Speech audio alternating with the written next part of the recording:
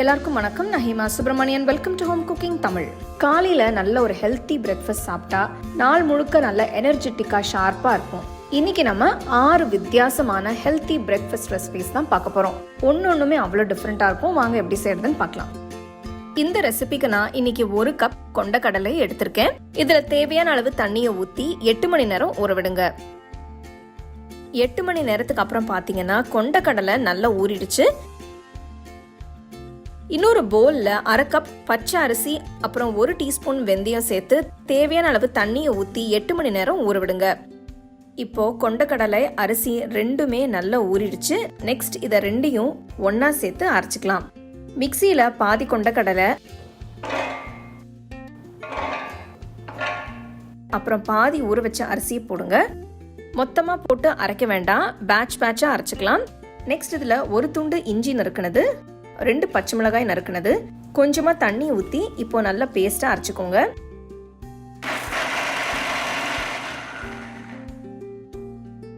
கொஞ்சமா தண்ணி ஊத்தி அரைங்க, அப்பதான் கரெக்டான கன்சிஸ்டன்சி கிடைக்கும்.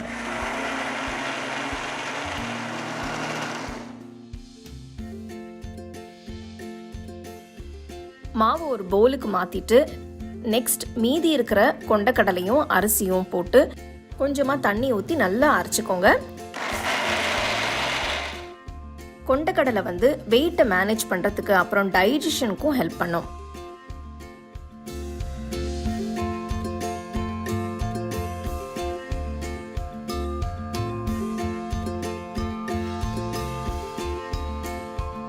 மாவு ரெடி ஆயிடுச்சு. இப்போ இதை மூடி வச்சு 8 இருந்து 12 மணி நேரம் புளிக்க விடலாம். 12 மணி நேரத்துக்கு அப்புறம் பாத்தீங்கன்னா மாவு நல்லா புளிச்சு சூப்பரா ரெடி ஆயிடுச்சு.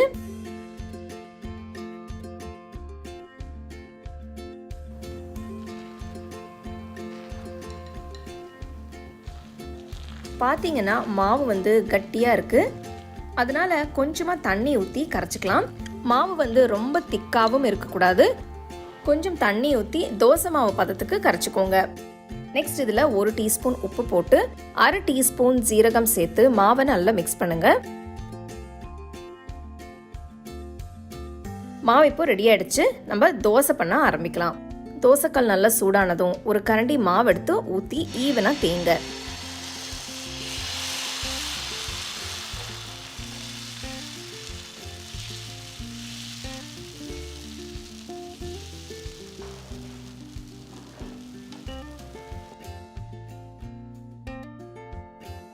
கொஞ்சமா நெய்யை தோசையோட எல்லா பக்கமும் அப்புறம் சென்டர்லயும் ஊத்துங்க. டெய்லி நார்மலா இட்லி தோசை சாப்பிட்றதுக்கு பதிலாக இந்த மாதிரி கொண்டக்கடலை தோசை பண்ணி சாப்பிட்டா ரொம்ப நல்லது. பிரேக்ஃபாஸ்ட்க்கு சாப்பிட்டீங்கன்னா நல்லா எனர்ஜெட்டிக்கா ஃபீல் பண்ணுவீங்க. தோசை ஒரு பக்கம் வெந்ததும் அடுத்த பக்கம் திருப்பி போடுங்க. பாருங்க, தோசை நல்ல கோல்டன் ப்ரௌன் கலர்ல பார்க்கவே சூப்பரா இருக்கு. ரொம்பவே சிம்பிளான ஹெல்த்தியான கொண்டக்கடலை தோசை சூப்பரா ரெடி ஆயிடுச்சு. நான் இன்னைக்கு 3 விதமான சட்னி அப்புறம் கொஞ்சம் சாம்பார் வச்சு சர்வ் பண்ண போறேன். நீங்க உங்களுக்கு பிடிச்ச சட்னி வச்சு சாப்பிட்டு என்ஜாய் பண்ணுங்க. உங்களுக்கு இந்த ரெசிபி பிடிச்சிருந்தா லைக் பண்ணி ஷேர் பண்ணி ஹோம் குக்கிங் தமிழ் சேனலுக்கு சப்ஸ்கிரைப் பண்ணுங்க. மறக்காம பெல் ஐகானை கிளிக் பண்ணுங்க.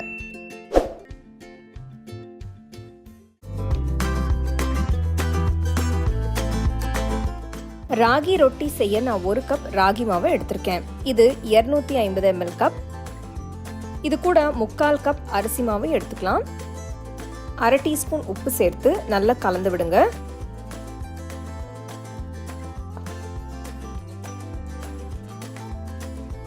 அடுத்து 1 டீஸ்பூன் எண்ணெயை ஊற்றி நல்லா மிக்ஸ் பண்ணுங்க.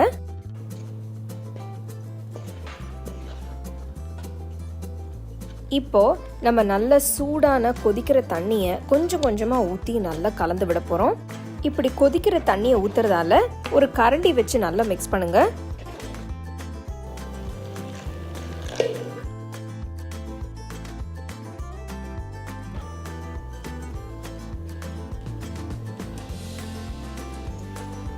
ஓரளவுக்கு தண்ணியும் மாவும் கலந்ததும் கொஞ்சம் கைப்பொறுக்கும் சூடு வந்ததும் நீங்க உங்க கையிலேயே நல்ல மாவை பிசைஞ்சுக்கலாம். மாவு சூடு எப்படி இருக்குன்னு பார்த்து கை வச்சு பிசைங்க. மாவு ரொம்ப ஒட்டுற மாதிரி இருந்தா கொஞ்சம் அரிசி மாவு இல்லைன்னா ராகி மாவு கலந்துக்கலாம். பாருங்க, நல்ல மாவு பிசைஞ்சாச்சு. நான் இப்போ கொஞ்சமா எண்ணெய் எடுத்து மேலே தடவி வைக்கிறேன்.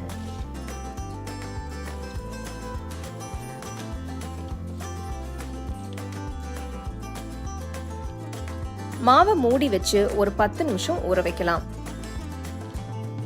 10 நிமிஷம் மாவு ஊறிடுச்சு. மாவை சின்ன சின்னதா ஈவனா உருண்டைகளா பிரிச்சுக்கலாம்.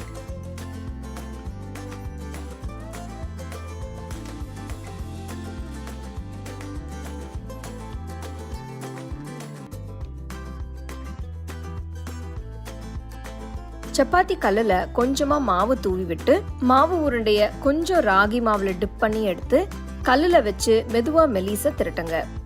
ரொட்டி ரொம்ப மெலிசாவும் இல்லாம ரொம்ப கனமாவும் இல்லாம பாத்துக்கோங்க.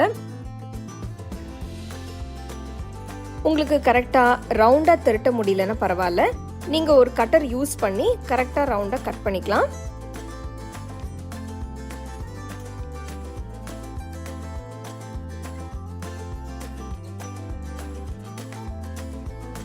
இதே மாதிரி எல்லா மாவையும் அழகா திரட்டி விடுங்க. இப்போ ஒரு தவாவை எடுத்து தவா சூடானதும் ரொட்டியை ஒன்னா போட்டு எடுத்துக்கலாம். ஸ்டோவை மீடியம் ஃப்ளேம்லயே இருக்கட்டும்.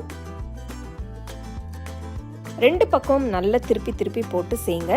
ரொட்டியை மெதுவா ஒரு பக்கம் பிரஸ் பண்ணீங்கன்னா நல்லா உப்பி வரும். இதே மாதிரி 2 பக்கமும் போட்டு எடுத்து ரொட்டி ரெடி ஆனதும் மேல கொஞ்சம் நெய் தடவிக்கலாம். ரொட்டிஸ் ரொம்ப சாஃப்டா இருக்கும்.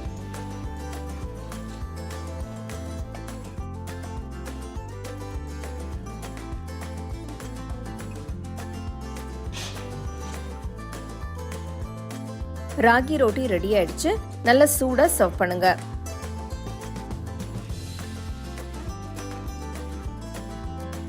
நான் இந்த ரோட்டியை நல்ல டேஸ்டியான வெங்காயம் தக்காளி கறி கூட சர்வ் பண்றேன். நீங்க உங்களுக்கு பிடிச்ச எந்த சைட் டிஷ் கூட வேணா நீங்க சர்வ் பண்ணிக்கலாம்.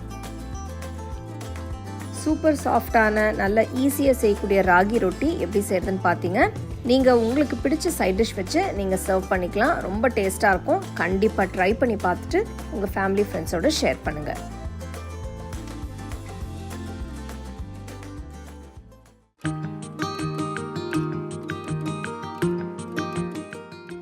ஓட்ஸ் உப்புமா பண்றதுக்கு கடாயில 1.5 டேபிள் ஸ்பூன் எண்ணெய் ஊத்துங்க. தாளிக்கிறதுக்கு ஃபர்ஸ்ட் 1 டீஸ்பூன் கடலைப்பருப்பு, 1 டீஸ்பூன் உளுத்தம்பருப்பு, 1 டீஸ்பூன் கடுகு, அப்புறம் 1 டீஸ்பூன் சீரகம் போடுங்க. கடுகு பொரிய ஆரம்பிச்சதும் 1/4 டீஸ்பூன் பெருங்காயத்தூள் சேர்க்கிறேன். நெக்ஸ்ட் ஒரு பெரிய சைஸ் வெங்காயம் பொடியா நறுக்குனது, 4 பச்சை மிளகாய் நறுக்குனது, ஒரு துண்டு இஞ்சி பொடியா நறுக்குனது, கொஞ்சமா கருவேப்பிலை போடுங்க. அடுப்பை மீடியம் லோ ஃப்ளேம்லயே மெயின்டைன் பண்ணி ஒரு 30 செகண்டுக்கு வதக்குங்க. ஃப்ளேவரை என்ஹான்ஸ் பண்றதுக்கு கொஞ்சமா காயெல்லாம் கூட சேர்த்துக்கலாம். ஃபர்ஸ்ட் 1 கப் பொடியா நறுக்குன பீன்ஸ், ஒரு பெரிய சைஸ் கேரட் பொடியா நறுக்குனது, இதெல்லாம் சேர்த்து 2-3 நிமிஷத்துக்கு வதக்குங்க. நெக்ஸ்ட் ஒரு பெரிய சைஸ் தக்காளி பொடியா நறுக்குனது சேர்க்கிறேன். எல்லாம் சேர்த்து நல்லா மிக்ஸ் பண்ணுங்க. நெக்ஸ்ட் நான் 1/4 கப் வேக வச்ச பச்சை பட்டாணி ஆட் பண்றேன். உப்புமாக்கு நான் எல்லா காயும் ஆட் பண்ணிட்டேன். நீங்க உங்களுக்கு பிடிச்ச காய் ஆட் பண்ணிக்கலாம். ஆனா நான் பேசிக்கான காய் மட்டும் தான் யூஸ் பண்ணியிருக்கேன். நெக்ஸ்ட் 1/2 டீஸ்பூன் மஞ்சள் தூள், 1 டீஸ்பூன் உப்பு சேர்த்து நல்லா மிக்ஸ் பண்ணுங்க. இது ரொம்பவே ஹெல்த்தியான சிம்பிளான ஒரு பிரேக்ஃபாஸ்ட். இதை நீங்க லஞ்சுக்கு கூட கொடுத்து விடலாம். காய் இப்போ வெந்துடுச்சு. ஓட்ஸை ஆட் பண்ணிக்கலாம். நான் 2 கப் ரோல்டு ஓட்ஸ் ஆட் பண்றேன். நார்மல் ஓட்ஸ் யூஸ் பண்ணீங்கன்னா ரொம்பவே சாஃப்ட் ஆயிடும். இது இன்ஸ்டன்ட் ஓட்ஸ் இல்ல, இது ரோல்டு ஓட்ஸ். நான் இந்த ரோல்டு ஓட்ஸ் யூஸ் பண்ணி தான் ஓட்ஸ் உப்புமா பண்ணுவேன். எனக்கு ரொம்பவும் சாஃப்டா இருந்தா பிடிக்காது. இந்த ஓட்ஸ் உப்புமா பண்ணும்போது பாத்தீங்கன்னா கொஞ்சம் அவல் மாதிரி இருக்கும். ஓட்ஸும் காயும் நல்லா மிக்ஸ் ஆனதும் ஓட்ஸ் வேகிறதுக்கு கொஞ்சம் கொஞ்சமா தண்ணி சேர்த்துக்கலாம். ஃபர்ஸ்ட் நான் 1/4 கப் தண்ணி ஆட் பண்றேன். நான் கொஞ்சம் கொஞ்சமா தான் தண்ணி ஊற்றி வேக வைக்க போறேன். ஃபர்ஸ்ட் நான் 1/4 கப் தண்ணி ஊற்றிருக்கேன். அதை நல்லா மிக்ஸ் பண்ணிக்கலாம். மிக்ஸ் பண்ணதுக்கு அப்புறம் இன்னொரு 1/4 கப் தண்ணி ஊற்றி வேக விடுங்க.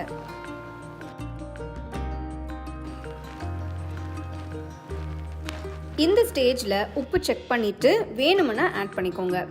நான் 1/2 டீஸ்பூன் உப்பு சேர்க்குறேன்.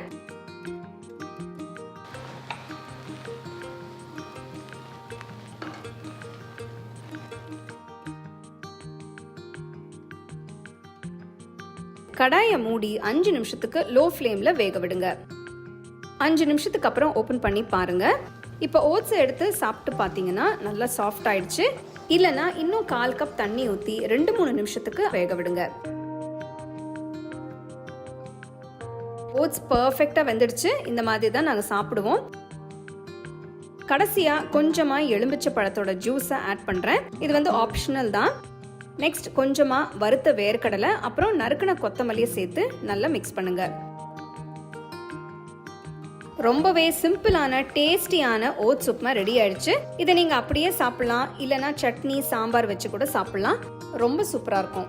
ஓட்ஸ் நம்ம ஹெல்த்துக்கு ரொம்ப நல்லது. ஸோ இந்த மாதிரி டிஃப்ரெண்ட்டாக நீங்கள் செஞ்சு பசங்களுக்கும் வீட்டில் இருக்கிற எல்லாருக்கும் கொடுத்தீங்கன்னா நல்லா என்ஜாய் பண்ணி சாப்பிடுவாங்க. கண்டிப்பாக ட்ரை பண்ணி உங்கள் ஃபேமிலி ஃப்ரெண்ட்ஸோட ஷேர் பண்ணுங்கள். உங்களுக்கு இந்த ரெசிபி பிடிச்சிருந்தா லைக் பண்ணி ஷேர் பண்ணி ஹோம் குக்கிங் தமிழ் சேனலுக்கு சப்ஸ்கிரைப் பண்ணுங்க. மறக்காம பெல் ஐகானை கிளிக் பண்ணுங்க.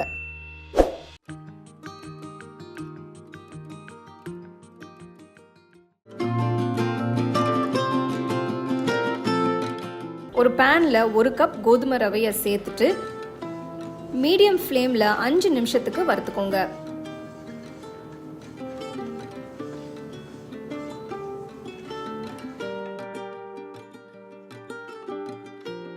அஞ்சு நிமிஷத்துக்கு அப்புறம் அடுப்பை ஆஃப் பண்ணிட்டு இதை இன்னொரு பிளேட்டுக்கு மாத்திட்டு நல்லா ஆற விடுங்க.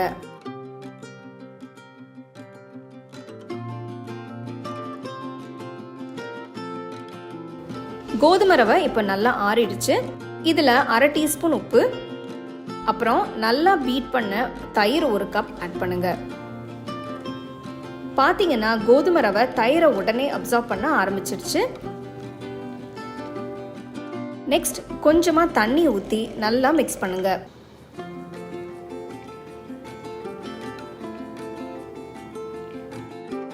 நல்லா மிக்ஸ் பண்ணதுக்கு அப்புறம் 1 மணி நேரத்துக்கு அப்படியே மூடி வச்சிருங்க. தாளிக்கிறதுக்கு எல்லா இன்கிரீடியன்ஸையும் ரெடியா எடுத்து வச்சிருக்கேன். கடாயில 2 டீஸ்பூன் எண்ணெயை ஊத்துங்க.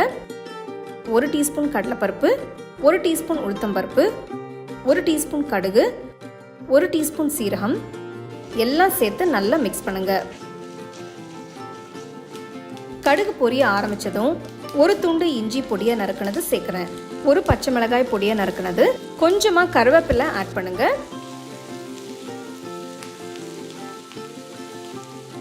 கால் டீஸ்பூன் பெருங்காயத்தூள் சேர்க்கிறேன்.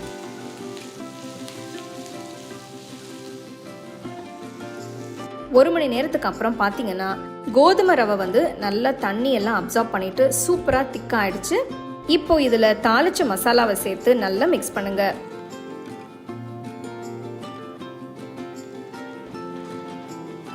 மாவு வந்து ரொம்ப திக்கா இருக்கிறதுனால நான் 1 டேபிள் ஸ்பூன் போல தண்ணி ஆட் பண்றேன். இது வந்து கரெக்டான கன்சிஸ்டன்சி கிடைக்கிறதுக்காக. இதுக்கு மாவு வந்து தண்ணியா இருக்கக்கூடாது, கொஞ்சம் இந்த மாதிரி திக்கா தான் இருக்கணும். இப்போ நம்ம இட்லி பண்ண ஆரம்பிக்கலாம். இட்லி தட்டுல கொஞ்சமா எண்ணெயை தடவுங்க. இட்லி தட்டுல சென்டரா நான் வறுத்த முந்திரிய வைக்கிறேன். இது வந்து சும்மா சர்வ் பண்ணும்போது பார்க்க நல்லா இருக்கும், அதுக்காக கொஞ்சமா மாவு எடுத்து இட்லி தட்டுல ஊத்துங்க.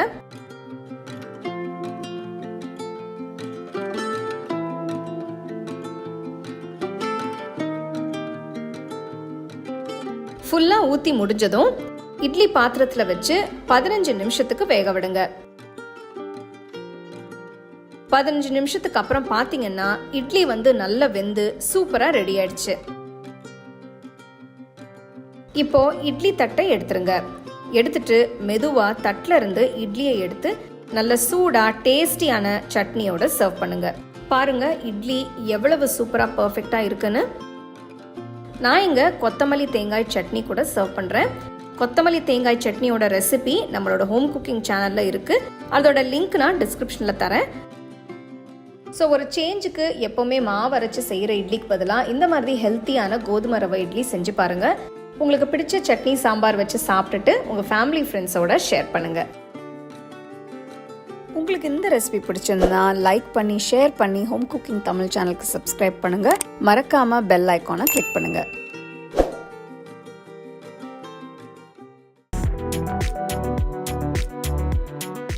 நான் இந்த ரெசிபிக்கு தேவையான இன்க்ரீடியன்ஸ் எல்லாத்தையும் ரெடியாக இங்கே எடுத்து வச்சுருக்கேன். முதல்ல பீட்ரூட்டை அரைச்சி எடுத்துக்கலாம். ஒரு மிக்சர் ஜாரில் 2 நறுக்கின 4 பச்சை மிளகாய், நறுக்கின ஒரு துண்டு இஞ்சி, துருவின ஒரு பெரிய சைஸ் பீட்ரூட், கொஞ்சம் தண்ணி ஊற்றி நல்லா ஸ்மூத்தாக அரைச்சிக்கலாம்.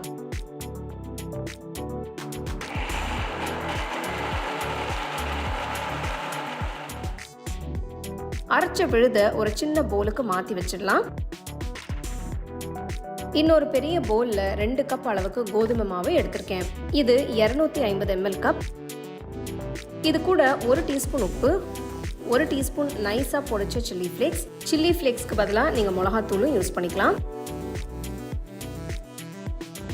அடுத்து 1 டீஸ்பூன் சீரகத்தூள், 1 டீஸ்பூன் கரம் மசாலா தூள், 2 டீஸ்பூன் கசூரி மேத்தி, 1 டீஸ்பூன் ஓமம் சேர்த்து எல்லாத்தையும் நல்லா ஒரு தடவை கலந்துக்கோங்க.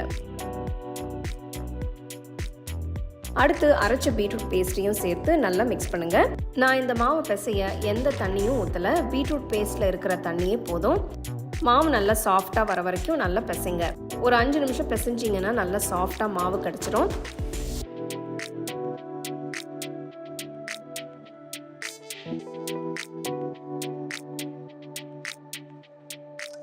மாவு மேலே கொஞ்சமாக எண்ணெயை ஊற்றி மாவை ஃபுல்லாக தடவி மூடி வச்சு ஒரு அரை மணி நேரம் ஊற விடுங்க.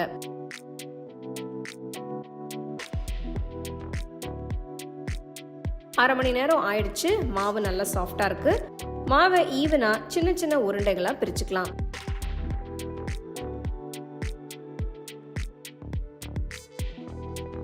இப்போ சப்பாத்தியை திரட்டிக்கலாம். சப்பாத்தி கல்லில் கொஞ்சமாக கோதுமை மாவு தூவி ஒரு சின்ன உருண்டையை எடுத்து வச்சு லேசாக மெதுவாக திரட்டுங்க.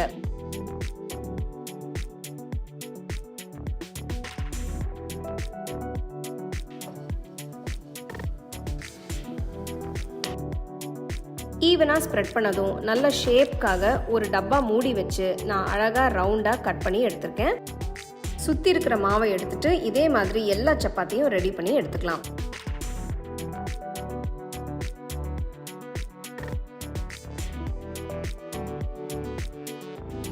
அடுத்து ஒரு தவாவை சூடாக்கி திரட்டின சப்பாத்தியை வச்சு ஒரு பக்கம் வேக விடுங்க. ஒரு பக்கம் வெந்ததும் திருப்பி போட்டு இன்னொரு பக்கம் வேக விடுங்க. இதில் லேசாக ப்ரெஸ் பண்ணிங்கன்னா சின்ன சின்னதாக பபிள்ஸ் வரும். உடனே நீங்கள் அடுத்த பக்கம் திருப்பி போடலாம். சப்பாத்தி வெந்ததும் லேசாக நெய் தடவிக்கலாம். உடனே திருப்பி போட்டு வேக விடுங்க, இல்லைனா ஒரு பக்கம் சீக்கிரமாக கருகிடும். எனக்கு நெய்யில் செய்கிறது பிடிக்கும், அதனால் நெய் யூஸ் பண்ணுறேன். நீங்கள் எண்ணெய் கூட யூஸ் பண்ணிக்கலாம். டேஸ்டியான சாஃப்டான பீட்ரூட் சப்பாத்தி ரெடி ஆயிடுச்சு. இதே மாதிரி எல்லாத்தையும் ரெடி பண்ணிக்கலாம்.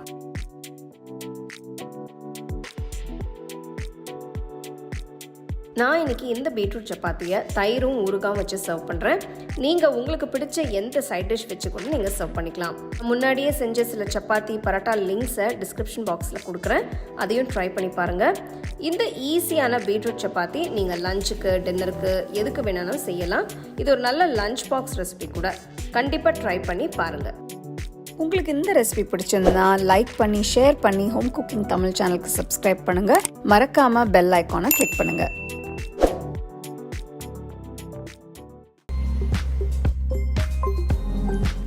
இந்த ரெசிபிக்கு தேவையான பாசிப்பருப்பு முதல்ல ஊற வச்சுக்கலாம். நான் 1 கப் அளவுக்கு பாசிப்பருப்பு எடுத்திருக்கேன். இது 250 ml கப். 2-3 தடவை நல்லா கழுவிட்டு தேவையான அளவு தண்ணியை ஊற்றி ஊற வைங்க.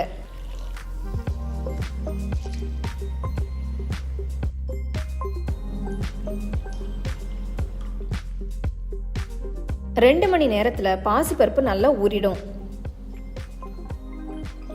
தண்ணியை வடிச்சிட்டு மிக்சர் ஜாருக்கு மாற்றி அரைச்சிக்கலாம். பருப்பை நல்லா ஸ்மூத்தாக அரைச்சிக்கோங்க. பாருங்க, இந்த மாதிரி ஸ்மூத்தாக அரைக்கணும். நான் அரைக்க தண்ணி எதுவும் ஊற்றலை, ஊறின பருப்பில் இருந்த தண்ணியே போதும். தேவைப்பட்டால் ஒரு 2 டீஸ்பூன் தண்ணி சேர்த்திங்கன்னா போதும். இப்போ அரைச்ச மாவு கூட 1 டீஸ்பூன் ஃப்ரெஷ்ஷாக துருவின பூண்டு, 1 டீஸ்பூன் ஃப்ரெஷ்ஷாக துருவின இஞ்சி, பொடுசா நறுக்கின 2 பச்சை மிளகாய், அரை டீஸ்பூன் மஞ்சள் தூள், 2 டீஸ்பூன் மிளகாய் தூள், 1 டீஸ்பூன் சீரகத்தூள், 1 டீஸ்பூன் உப்பு சேர்த்து நல்லா கலந்துக்கோங்க.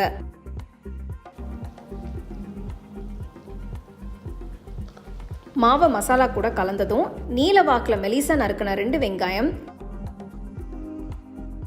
ஒரு போல் அளவுக்கு மெலிசா நறுக்கின கோஸ் சேர்த்து நல்லா கலந்து விடுங்க.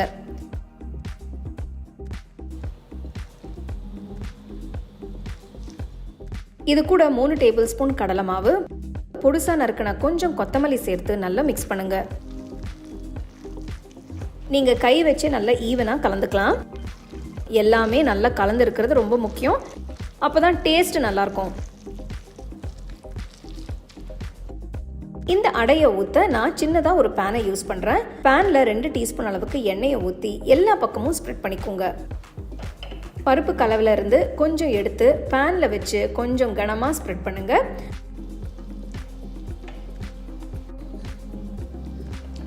ரொம்ப மெலிசா பண்ணிட வேண்டாம், நல்லா ஈவனா ஸ்ப்ரெட் பண்ணுங்க.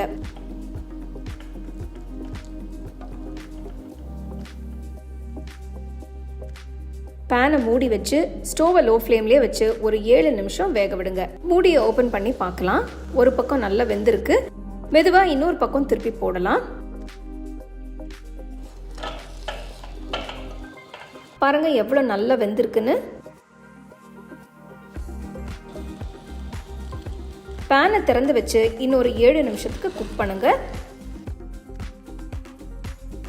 2 பக்கமும் நல்லா கிறிஸ்பியாக வெந்ததும் பேன்லேருந்து எடுத்துடலாம்.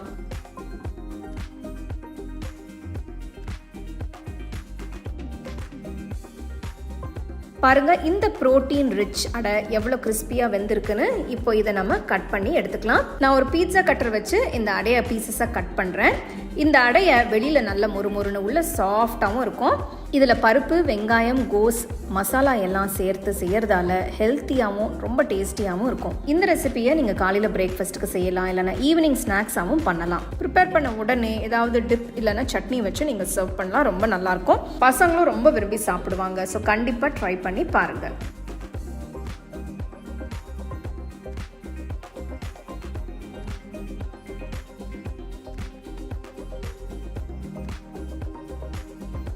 ஆறு அட்டகாசமான ஹெல்த்தி பிரேக்ஃபாஸ்ட் ரெசிபிஸ் பார்த்துருக்கோம். கண்டிப்பாக இந்த ரெசிபிஸ் எல்லாமே நீங்கள் ஒவ்வொன்றா ட்ரை பண்ணி ரசித்து சாப்பிடுங்க. உங்களுக்கு நான் இந்த வீடியோவில் யூஸ் பண்ணுற ப்ராடக்ட்ஸ் பிடிச்சதுன்னா கீழே டேக் பண்ணியிருக்கேன், செக் பண்ணி பாருங்கள். டீட்டெயில்டான ரெசிபிக்கு homecookingshow.in வெப்சைட்டை செக் பண்ணுங்கள். The second edition of the home cooking book is now available on Amazon as well as on shop.homecookingshow.in.